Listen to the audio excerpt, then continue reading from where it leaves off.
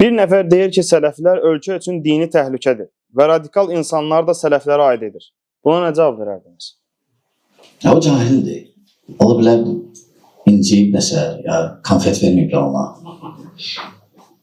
Sələfilik əgər o təhlükə görürsə, o görsəni cahildir. Əksinə, sələfilik cəmiyyət üçün, əmin-amanlığı təmin üçün ən güclü yoldur. Özünüz baxın da, sələfilikdən yeganə bizik ki, radikallıqla mübarizə aparırıq, firqələrin içində. Yeganə bizik və bizə də, biz ona görə hədəfdəyik. Bizə hücum olur.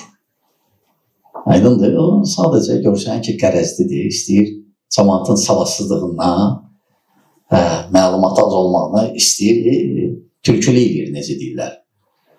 İstəyir ki, avam cəmaatı yönətsin ki, ki, sələfilik təhlükədir.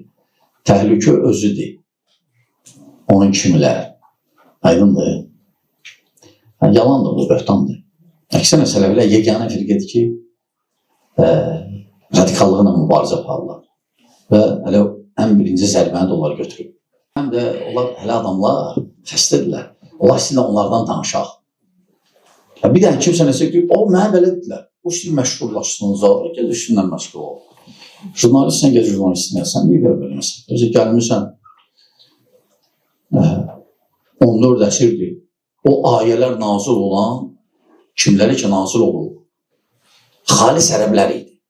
Xalis, Məkkəlilər, Qureyş, hətta Mədinəlilər, mühacirlər, ənsarlar.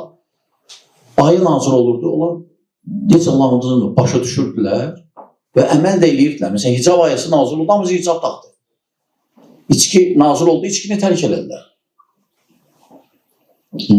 Yəni, əgər hicab düzgün başa düşməsəydilər,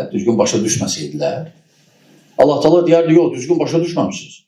Hicab, yəni, o demək deyil, hicab, yəni, başı açır, sadəcə hicab, yəni, sinəyə bağla. Biz bilirik, Quran-ı Kərim neçə il nazil olur. Səhv olanda düzəliş verirdi. Deyirdi, yox, belə mi?